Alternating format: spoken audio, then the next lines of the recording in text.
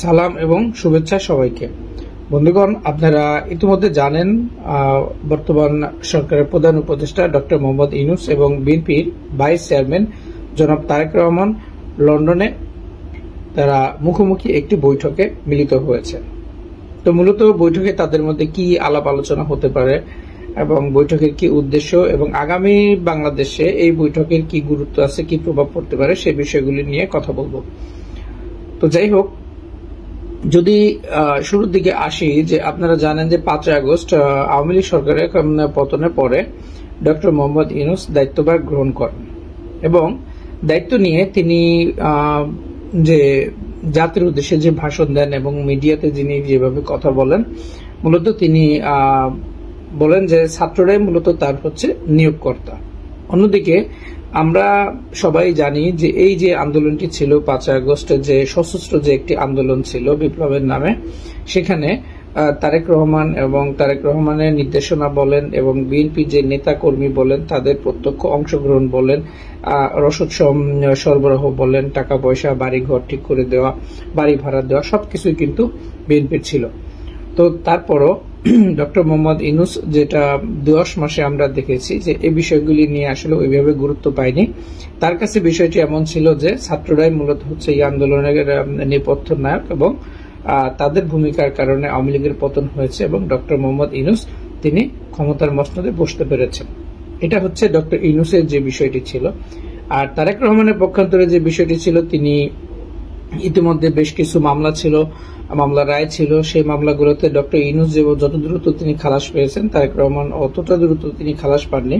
তো তারপরও যাই হোক, তার বিরুদ্ধে যে মামলাগুলি ছিল মোটামুটি সবগুলি মামলা তিনি মোটামুটি খালাস পেয়েছেন। এখন তাদের এই 10 মাসে যে বিরোধটা ছিল বিএনপি এবং ডক্টর মোহাম্মদ ইউনূস বর্তমান সরকারের সঙ্গে, যে নির্বাচন সংক্রান্ত একটি ব্যাপার নিয়ে, একদিকে বিএনপি আপনার ডিসেম্বরে নির্বাচন দিতে হবে সেই বিষয়ে তাদের যে আন্দোলনের যে হুমকি এবং তারা যে সভা সমাবেশ, বক্তব্য, বিবৃতি সবকিছুর মধ্যে স্পষ্ট ছিল। অন্যদিকে সরকারের যে কথা ছিল, তারা নির্বাচনের তারিখ দিনক্ষণ নিয়ে কিছু গড়িমসির কিছু বিষয় ছিল। তো পরবর্তীতে যাই হোক, ডক্টর মোহাম্মদ ইউনূস একটি এপ্রিলের মধ্যে একটি নির্বাচনের যে কথা তিনি বলেছেন এপ্রিলের শুরুর দিকে, সেই বিষয়টিকে লক্ষ্য রেখেই আজকের যে মিটিং ডক্টর মোহাম্মদ ইউনূস এবং তারেক রহমানের, সেটি হয়েছে।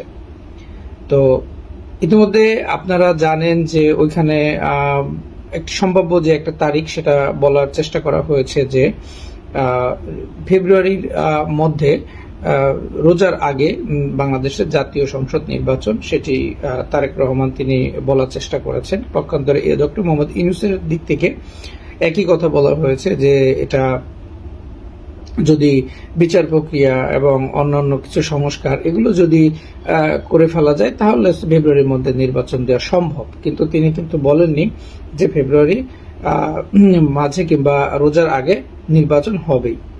এটা একটা ব্যাপার। তো ইতিমধ্যে আপনারা জানেন যে বিএনপি ডক্টর মোহাম্মদ ইউনূসের যে সফর, এই সফরের পূর্বে ইশরাক হোসেনকে কেন্দ্র করে ঢাকা সিটি কর্পোরেশনের মেয়র পদে বসার যে বিষয়টি, কোর্টের যে একটি রায় ছিল হাইকোর্টের, সেই রায়কে কেন্দ্র করে বিএনপির কিছু রাজনীতি একটু উত্তপ্ত হয় এবং ওই সময় বিএনপি কিছু দাবি নিয়ে ডক্টর মোহাম্মদ ইউনূসের সঙ্গে তারা বৈঠক করেন এবং সেই দাবির মধ্যে অন্যতম একটি দাবি ছিল নিরাপত্তা উপদেষ্টা সহ 3 উপদেষ্টার অপসারণ। তো এই নিরাপত্তা উপদেষ্টা ডক্টর খলিলুর রহমান, তাকে নিয়ে কিন্তু মূলত আজকের এই মিটিংটি ডক্টর মোহাম্মদ ইউনূস তারেক রহমান সঙ্গে করেছেন। এটা একটা ব্যাপার। দ্বিতীয়ত হচ্ছে, এই খলিলুর রহমান যে জাতীয় নিরাপত্তা উপদেষ্টা, উনি মূলত মুখপাত্র ভূমিকা পালন করেছেন এবং প্রেস সাংবাদিকদের যে তথ্য যতটুকু দেওয়ার উনি দিয়েছেন এবং ওনার কথা স্পষ্ট যে এটা হলে হতে পারে, বাট কিন্তু আছে এখানে। কিন্তুটা কি, যদি মামলার রায়, মানে আওয়ামী লীগের যে শীর্ষ নেতাদের বিরুদ্ধে যে মামলাগুলো চলছে, সেই মামলা চলমান কিছু মামলার আর উল্লেখযোগ্য অগ্রগতি, এটা তারা বোঝানোর চেষ্টা করেছেন এবং অন্যদিকে তারা বোঝানোর চেষ্টা করেছেন যে সংস্কার, এগুলো যদি তারা করতে পারেন তাহলে নির্বাচন সম্ভব। তো আপাত দৃষ্টিতে মনে হচ্ছে যে বিএনপি সম্ভবত এই বিষয়টিকে মেনে নিয়েছে এবং বিএনপি এই বিষয়টিকে আশ্বস্ত এবং তারেক রহমানের যে বডি ল্যাঙ্গুয়েজ বলেন, তার যে মুখের যে এক্সপ্রেশন বলেন, সেটাকে তাই ধরে নেওয়া যায়। কিন্তু আমার যে ব্যক্তিগত যে ধারণাটি সেটি হচ্ছে মূলত তারেক রহমানের সঙ্গে ডক্টর মোহাম্মদ ইউনূসের এই নির্বাচন সংক্রান্ত বিষয়টি খুব বেশি মুখ্যভাবে আলোচনা হয়নি। যেহেতু এখানে নিরাপত্তা উপদেষ্টা ছিল এবং ডক্টর মোহাম্মদ ইউনূস তার প্রেম মূলত হচ্ছে এনসিপি এবং জামাত, তাদের সাথে। তারেক রহমানের সাথে তার এই সরকার দায়িত্ব গ্রহণের পর থেকে শুরু থেকে আসলে তাদের মধ্যে একটি আস্তে আস্তে একটি দূরত্ব তৈরি হয়েছে। এখানে কিন্তু তাদের কোনো প্রেম হয়নি। তো সেখানে এখন যদি তাদের হঠাৎ করে 10 মাস 11 মাস পরে এসে তাদের যদি সেই প্রেমটা আমরা লক্ষ্য করি, তাহলে অবশ্যই এটার মধ্যে কোনো গিভ অ্যান্ড টেক আছে। এটা নিঃস্বার্থ কোনো প্রেম না যে ডক্টর মোহাম্মদ ইউনূস উনি বিপদে না পড়লে তারেক রহমানের সাথে বসেছেন, কিংবা তারেক রহমানের কোনো ইস্যুজ না থাকলে তিনি তার সঙ্গে বসতে গিয়েছেন, বিষয়টা এরকম না। তো আপনারা ইতিমধ্যে লক্ষ্য করবেন যে তারেক রহমানের যে 21শে আগস্টের যে মামলা, সেই মামলায় সরকার কিন্তু আপিল করেছে এবং রাষ্ট্রপক্ষ আপিল করার পরে ডক্টর মোহাম্মদ ইউনূস লন্ডনে উড়াল দিয়েছেন। তো আপিলের একটি বিষয় আছে এবং এই মামলা সংক্রান্ত বিষয়ের কারণে নির্বাচনে অংশগ্রহণ করা না করার কিন্তু একটা ব্যাপার তারেক রহমানের আছে। দ্বিতীয়ত হচ্ছে আন্তর্জাতিক পরিমণ্ডলে বিশেষ করে পশ্চিমা বিশ্ব যারা আছে তারা প্রধানমন্ত্রী হিসেবে তারেক রহমানকে তারা চান কি চান না সেই বিষয়টি নিয়ে কিন্তু এখনো একটা ধোঁয়াশা রয়েছে। তো আমার যেটা মনে হয় মূলত এই বিষয়গুলি যে দুর্বল পয়েন্টগুলি আছে সেই বিষয়গুলি সামনে এনে ডক্টর মোহাম্মদ ইউনূস তারেক রহমানের কিছু শর্ত জুড়ে দিয়েছেন এবং সেই শর্তের বেড়াজালে আসলে তারেক রহমানের কিছু করার ছিল না, যার কারণে তিনি হয়তো সেটাকে মেনে নিয়েছেন এবং এখানে একটা গিভ অ্যান্ড টেক হয়েছে। গিভ অ্যান্ড টেকটা কি? গিভ অ্যান্ড টেকটা হচ্ছে যে ডক্টর মোহাম্মদ ইউনূস যদি দেখবেন যে বাংলাদেশে যদি তিনি দেশে ফেরার পরে সহসায় তিনি করিডর, মানবিক করিডর, এরপরে হচ্ছে বন্দর, এরপরে সেনাপ্রধান, এরপরে যদি তিনি জুলাই সনদ, এই বিষয়গুলি নিয়ে খুব বেশি উদ্গ্রীব হয়ে যান এবং তড়িঘড়ি কোনো সিদ্ধান্ত নেন, তাহলে মনে করবেন যে এই জায়গাটায় তারেক রহমানের মৌন সম্মতির জন্য তাদের এই মিটিংটি হয়েছে এবং নির্বাচন দেওয়ার শর্তে তারেক রহমান সেগুলোতে রাজি হয়েছে। সেটা দেশ বিরোধী যে কোনো চুক্তি হোক, দেশ বিক্রি হোক, যাই হোক, সেটা তারেক রহমানের সম্মতিতেই হয়েছে। এটা হচ্ছে একটা বিষয়।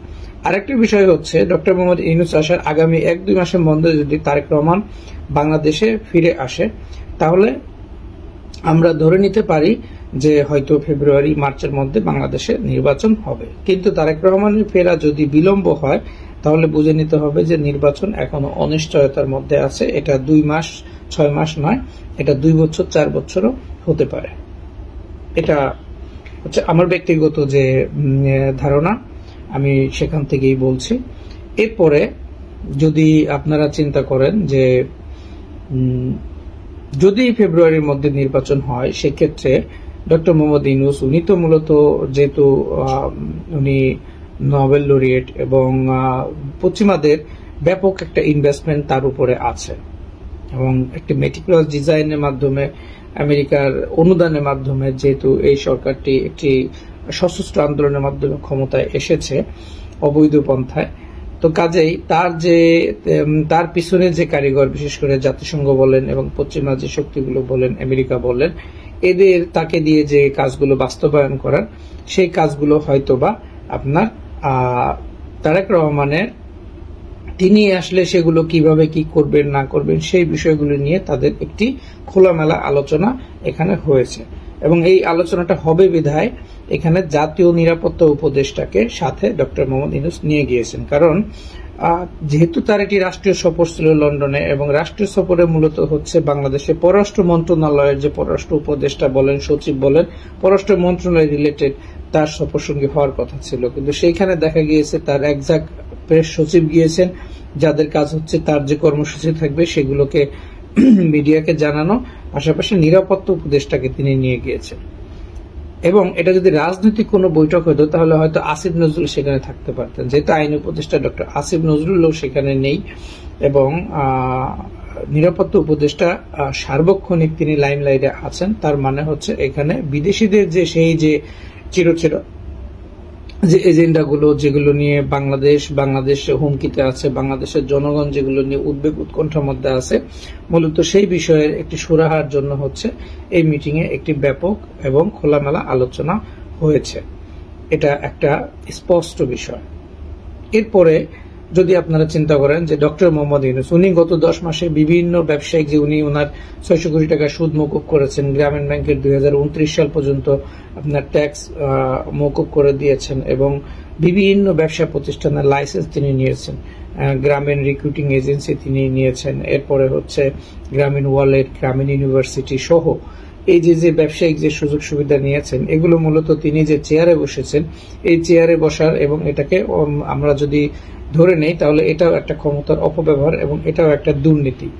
এবং এই যে বিষয়গুলোর পরও তিনি এই সুযোগ সুবিধাগুলো নিয়েছেন, তার এই সুবিধাগুলো যেন বৈধতা পায়, তিনি ক্ষমতা ছাড়লেও যেন বৈধতা পায়, তার যেন একটা সেফ এক্সিট হয় যদি নির্বাচন হয়ও, এই বিষয়গুলোও এখানে আলোচ্য বিষয় ছিল।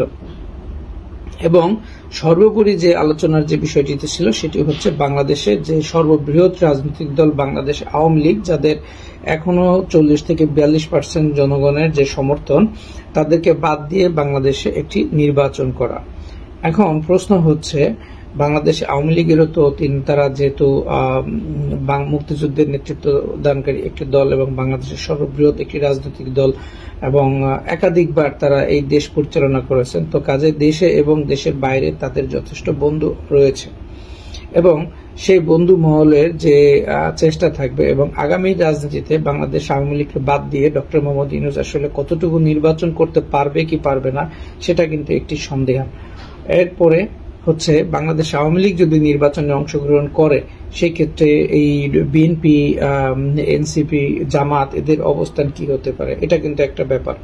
এখন আপাতত যেটা মনে হচ্ছে তাদের মধ্যে যে আলোচনা, আওয়ামী লীগকে মাইনাস করে নির্বাচন এবং সরকার গঠন কে করবে, বিরোধী দলে কারা থাকবে, কে কয়টা সিট নিবে এবং কার কি অবস্থান কি হবে, এই বিষয়গুলো এবং রাষ্ট্রপতি, অন্যদিকে রাষ্ট্রপতি কে হবে না হবে, এই বিষয়গুলো নিয়ে তাদের মধ্যে আলোচনা চলছে।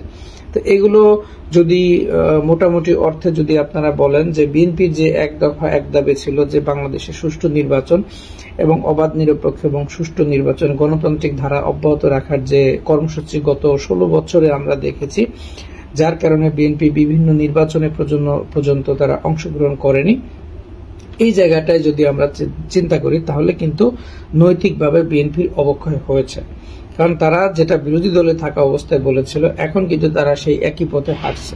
তারা কিভাবে বাংলাদেশে একটি গ্রহণযোগ্য নির্বাচন অনুষ্ঠিত করা যায় সেই বিষয়ে ডক্টর ইউনূসকে কিন্তু সহায়তা করার কথা ছিল, কিন্তু পক্ষান্তরে দেখা যাচ্ছে বাংলাদেশে আওয়ামী লীগ, জাতীয় পার্টি এদেরকে কোণঠাসা করে এবং এদেরকে বাদ দিয়ে কিভাবে নির্বাচন করা যায়, ক্ষমতায় আসা যায় এবং কিভাবে এই রাষ্ট্র দখল করা যায়, তারা কিন্তু মূলত সেই পরিকল্পনা এবং সেই মিটিং এ ব্যস্ত আছে।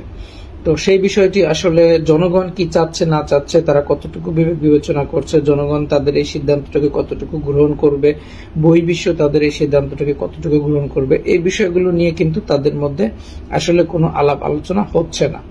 তো আগামীতে 2-4 মাস পরে হয়তো এই বিষয়গুলো অনেকটা ক্লিয়ার হয়ে যাবে যে আওয়ামী লীগ বাদের নির্বাচন বহির্বিশ্ব কিভাবে নিবে। কারণ জাতিসংঘ একটি পার্ট না, আমাদের বাংলাদেশে যারা উন্নয়ন সহযোগী যারা আছেন, বিশেষ করে আপনি চায়না বলেন, ভারত বলেন, এরপরে আমেরিকা বলেন, রাশিয়া বলেন, এরপরে অন্যান্য যে ইকোনমিক যে সংস্থাগুলো আছে, বিশেষ করে অর্থনৈতিক সংস্থা যদি বলি, IMF, ওয়ার্ল্ড ব্যাংক, এরপরে যদি ADB, IDB, জাইকা, এই ধরনের যে প্রতিষ্ঠানগুলো আছে এদের ভূমিকা কি হয় এবং বাংলাদেশের যে সহকারী পররাষ্ট্রমন্ত্রী দক্ষিণ এশিয়া বিষয়ক যিনি